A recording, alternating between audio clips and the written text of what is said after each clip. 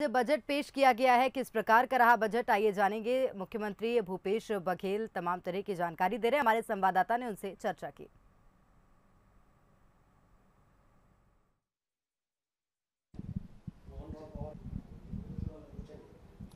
छत्तीसगढ़ के मुख्यमंत्री भूपेश बघेल जी ने आज राज्य का 22वां और अपने कार्यकाल का तीसरा बजट पेश किया। ये बजट बड़ा सकारात्मक रहा। जब मुख्यमंत्री बजट पेश कर रहे थे तो से शुरू होने वाले जो काम हैं उस पर बड़ा जोर दिखा। स्वास्थ्य, सुपोषण, शिक्षा, सिंचाई, सुरक्षा और सुगम प्रशासन, ये विशेषता रही इस बजट की। हालांकि मुख्यमंत्री जी ने इस बजट में हाइट शब्द का इस्तेमाल किया और उन्होंने कहा कि ये बजट छत्तीसगढ़ को हाइट पर ले जाने वाला बजट है।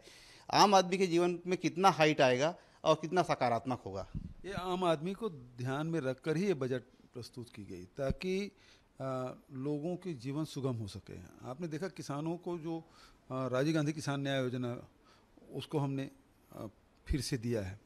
उसी प्रकार से वनांचल में रहने वाले लोग हैं, जो लघु वनोपज है उसके वैल्यू एडिशन उसका भी ध्यान में रखा गया है। बस्तर में हम लोग बस्तर टाइगर्स की भर्ती, वहाँ रोजगार की भी व्यवस्था हमने की है। उसी प्रकार शिक्षा के क्षेत्र में आप देखेंगे कि Swami Atmanand English medium school 119 और खोले जाएंगे और नए राजधानी में राष्ट्रीय स्तर के बोर्डिंग स्कूल की शुरुआत होगी।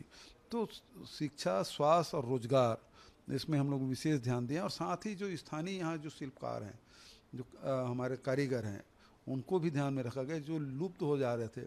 चाहे हमने इसी कारण से तेलघानी बोर्ड है, लौहकार बोर्ड है, चर्मकार बोर्ड है, रजककार बोर्ड है, इन सब का निर्माण इसलिए किए हैं ताकि हमारे ग्रामीण क्षेत्र में रोजगार पैदा हो सके और जो लोग खाली बैठे हैं उनको भी अवसर मिले।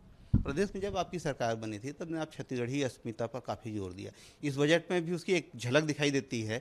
आने वाले सालों में छत्तीसगढ़ी अस्मिता को एक नई पहचान मिले, इसके लिए जो बजट में आपने प्रोविज़न किए हैं उसका कितना असर आने वाले सालों में दिखेगा, किस तरह से दिखेगा? 15 साल में हमने देखा है भारतीय जनता पार्टी शासनकाल में छत्तीसगढ़ की पहचान नक्सल प्रभावित राज्य के रूप में हुई, जबकि यहाँ की छत्तीसगढ़ की कला है, संस्कृति है, परंपराएं हैं, बहुत पुरानी भी है और बहुत उच्च भी है।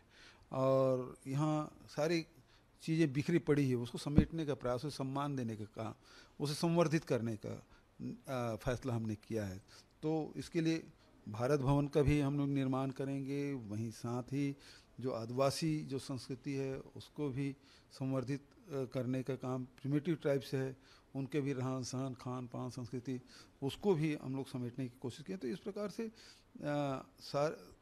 जो छत्तीसगढ़ की संस्कृति है उसे न केवल बचाने का काम बल्कि उसके विकसित और संवर्धित करने का फैसला इस बजट में लिया गया। आपका फ्लैगशिप प्रोग्राम गौठान रहा है। आप जब अभी पूरे प्रदेश का दौरा कर रहे थे तो हर दिन एक नए गौठान में जाते हुए देखते थे। उसके साथ आपने एक नई बात अब जोड़ी है, वो रूरल इंडस्ट्रियल डेवलपमेंट पार्क बनेगा। ये किस तरीके से होगा, किस तरीके से ग्रामीण जनजीवन पर इसका असर पड़ेगा और ग्रामीण अर्थव्यवस्था पर इसका क्या असर आने वाला है? देखिए, जब इसकी शुरुआत की तो सब लोग इसको हंसी में उड़ाते थे, मजाक करते थे, लेकिन देखिए अब 9000 गाँव में गौठान के लिए जगह सुरक्षित होगी। मतलब 9000 गाँव में, यदि 10 एकड़ की बात करते हैं, 90,000 एकड़ जमीन गाँव सुरक्षित हो गया। हमने गौठान बना ली, हमने चारागाह की ज़मीन का विकास कर रहे हैं और उसके साथ साथ अब गौठान बन गया है, टाँका भी बन गया, वर्मी टाँका बन गया, हौदा भी बन गया। तो वो सारी चीज़ के साथ अब रूरल इंडस्ट्री पार्क उसी 1 एकड़ ज़मीन में हम करेंगे ताकि हमारे गांव के जितने भी हमारे कारीगर हैं, हमारे स्व सहायता समूह के लोग हैं, नौजवान लोग हैं, उनको अवसर मिले। तो ये रूरल इंडस्ट्रियल पार्क उसी में हम लोग उसको डेवलप करेंगे। हमारे गांव में लोहार भी रहते हैं, हमारे गांव में चर्मकार भी रहते हैं, तेल पिराई भी काम होता है वहाँ, और अनेक प्रकार के निर्माण कार्य होते हैं, कुटाई पिसाई भी काम होता है। वैल्यू एडिशन के जितने भी काम हैं वो सब इसमें जोड़ेंगे ताकि लोगों को गांव में ही रोजगार मिल सके। आखिरी सवाल, ये सी मार्ट का आप नया कॉन्सेप्ट लेकर के आए हैं, इससे क्या चीज़ें होने वाली है और क्या असर होगा इसका?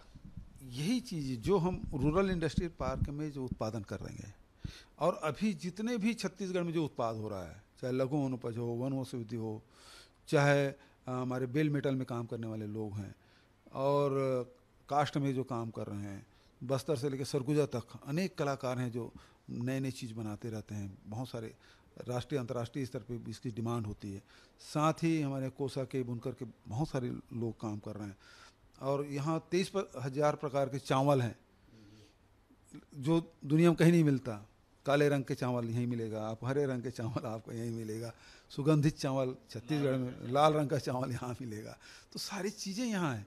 तो यदि सी मार्ट में कर दें तो सबसे पहले जो उत्पादक है उसको बेचने की परेशानी नहीं, उसको एक मार्केट मिलेगा। दूसरा ये है कि लोगों को रोजगार मिलेगा। तीसरा, जो छत्तीसगढ़ के उत्पाद को खरीदना चाहते हैं उसके लिए एक छत के नीचे सब कुछ मिल जाएगा। तो भले ही छत्तीसगढ़ राज्य 20 साल पहले बन गया होगा, लेकिन छत्तीसगढ़ राज्य जिसमें छत्तीसगढ़ की असली महक है वो अब दिखाई देने लगी है, अब वो महसूस किया जाने लगा है। भूपेश बघेल जी ने जो बजट पेश किया है उसमें इसी की झलक दिखाई देती है। कैमरामैन दीपक साहू के साथ धनवेंद्र जायसवाल,